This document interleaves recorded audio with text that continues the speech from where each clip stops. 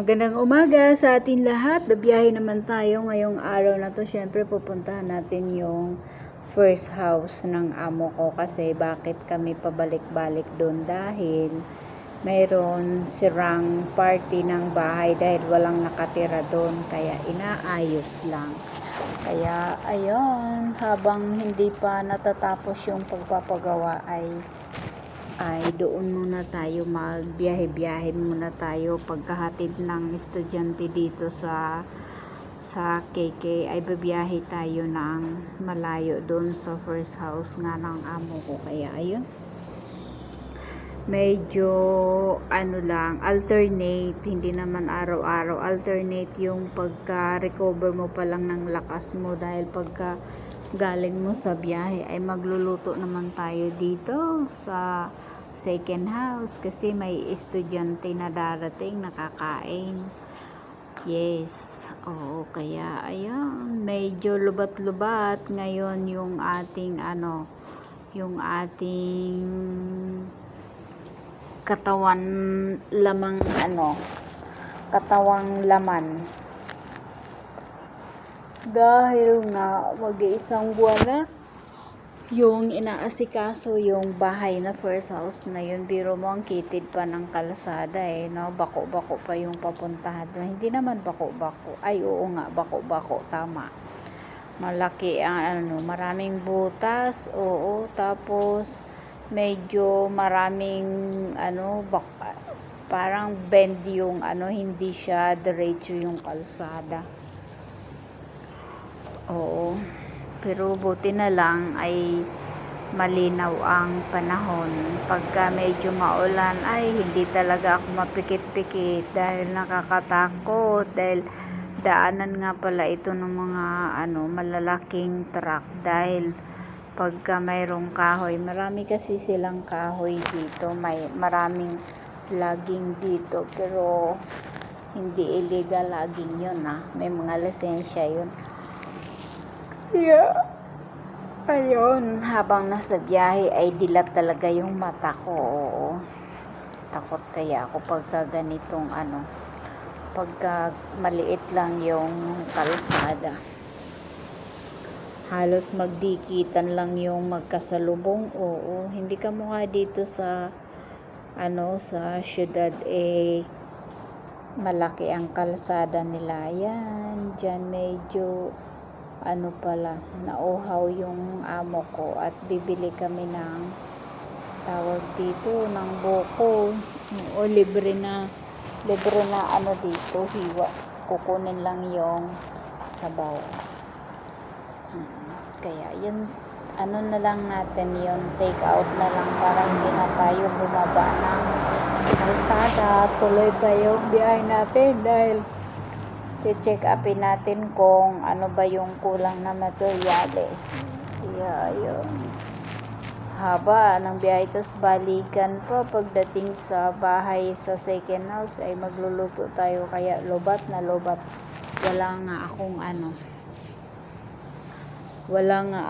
Hindi nga ako makapag-live doon sa isang channel natin dahil busy talaga si Manay nyo. At saka yung mga wiring pala dito ginagawang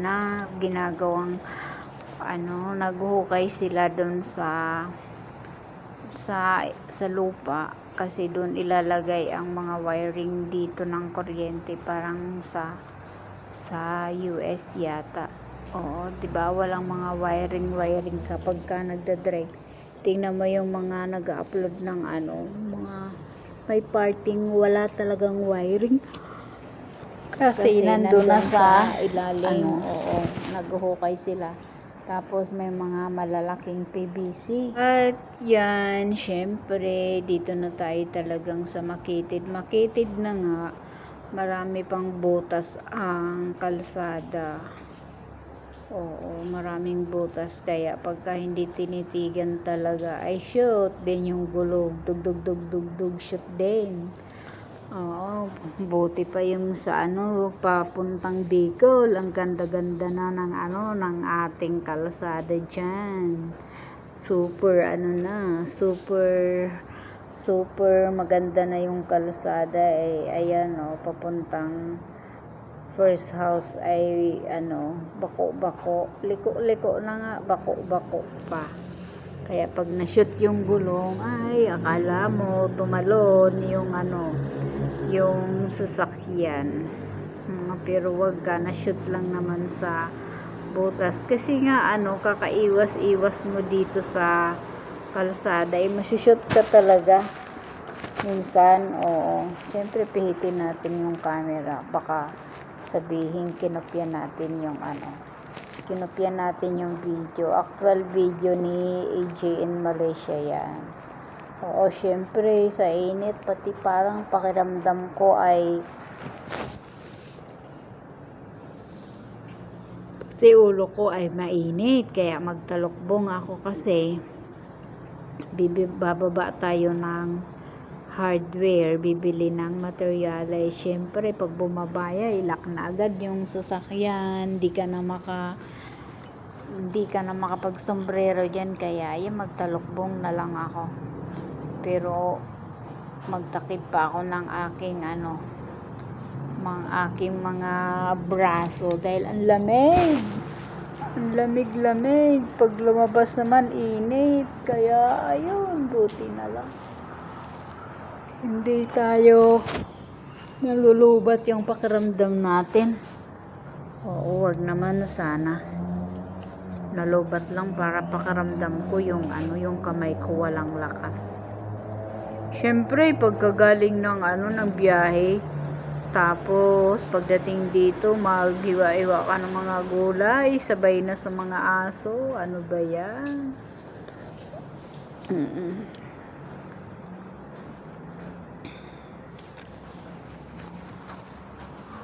Pero wag ka dyan sa kalsada na yan, sa daanan na yan, maraming nagtitinda, kaya hindi ka magugutom. Pag medyo may umaalarma na yung bituka mo, ay mahihintuan ka dahil maraming tinda, kamukha ng buko juice, yung mais, marami pa. Kaya habang habang nasa sakyan ka busog na. Hindi ka magmamadaling wala ka pang kain kasi nasa biyahe. Hindi naman. Yung nga lang, ako super antukin talaga ako sa biyahe. Pagka umuwi talaga ako ng galing Manila, Bicol to Manila, ay tulog talaga ako. Kung hindi lang terminal yung aming bus dun, baka nakarating ako dun sa Bisaya. Tulog pa ako. Sabi ng konduktor ba naman sa ate, Manay, saan ka pupunta? Sabi ko sa Bulusan. Siyempre taga Bulusan ako. Pag dilat ko nasa Bulusan na pala ako. Biro mo yun, pag under pa lang ng bus galing Manila, no? Dahil uwi ako ng Bicol, pag under pa lang, sinukat ko na yung upuan, kaya pag ako na uwi ng Bicol, naupo talaga ako dun sa hulihan kasi straight talaga yung tulog ko. Bait naman ng driver na yun, hindi ako inistorbo no. Pagka check up pa lang ng tawag dito ng pasahero, tulog na talaga ako. Pero alam ko may dyan, may tawag dito, yung humihinto tapos hanapin yung ticket mo. Pero hindi na ako inistorbo, no. Kaya pagka ganitong biyahe namamang problema talaga ako. Pag bibiyahe ganito, pupunta doon sa first house, problemado talaga ako kasi masarap magbiyahe kung tulog, pero pag dilat, super kakapagod. Kaya super kakapagod maupo. Pero ang sarap pagkapauwi ng Bicol, tulog ako. Dito lang, sobrang pagod kasi dilat ako. Di naman ako makapikit dahil ang lalaki ng mga kasalubong. Ninenervyos ako pagka nadaanan ka nun. Ay nako. Oo, chicharon ka. Kaya video na lang tayo at may pakinabang. Hindi nga lang ako makapag voice over kasi data, isang video lang yun, baka ubos yung yung isang buwan ko na data. Kaya ayun, dito lang antayin natin magka wifi. Kaya ayun, wala tayong gagamitin na tugtog na music kung kasi may bayad. Oo, may bayad yung may bayad yung music. Kaya voice over na lang tayo dito.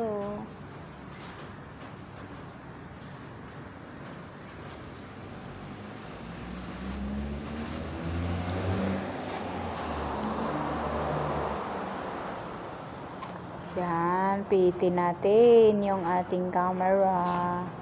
Yan. Hindi maaalis yung may nakakalusot na buhok sa mukha ko. Kaya Makati sa mukha. Paano na pag hindi ako nagtulokbong? Di ang kati talaga. Kaya nga super clip yung buhok ko. Pero ang ganda ng shampoo na sa akin, inintroduce ng taga-botika. Ganda pa, kahit nakaklip ako, hindi bumabakat yung pinagklipan ko. Oo, ganda. Kaya lang ganda naman ng presyo. 5 piraso dun sa ordinary na binibili kong conditioner. 5 piraso mabibili, samantalang yung inintroduce sa akin nung taga-botika, 5 tube na ng cream silk yung mabibili, samantalang siya, kaya ayun, piranggot lang ginagamit ko. Kaya ayun, laglag sa mukha ko yung mga buhok ko. Kaya ayan, magtalokbong tayo. Si Lola Inday AG yan. Si Lola AG. Nakatalokbong. Ano naman kaya yung panlalait nito sa akin ng aking nung aking viewer. Ay, si MJ ang hirap makalagin sa YouTube, kaya ayun, hindi natin na lang yun, si MJ pang na lang natin, pang ligalig na lang natin yung live nun. Ayan, malapit na tayo sa 15 minutes. Gagawin ko lang siyang 15 minutes. Siyempre voice over ko na lang para pagka wala akong gagawin ay makinig-kinig na lang ako dito. Pag music kasi, yes, in music, kahit bayaran niya ng 1 taon, after ng 1 taon CPR pa din yan, kasi 1 taon yung binayaran kaya isi-CPR pa rin nila yan. Oo. Pag voice over, akin ito. So, siyempre sobrang init ng panahon, kaya kunot noo muna tayo. Tahimik yung natin katabi, kaya tahimik na lang tayo, pa isa-isa lang yung salita ng katabi natin. Kaya ayun, dito na nga tayo sa bilihan natin ng tawag dito ng pagkain. Bumili na naman tayo ng pagkain.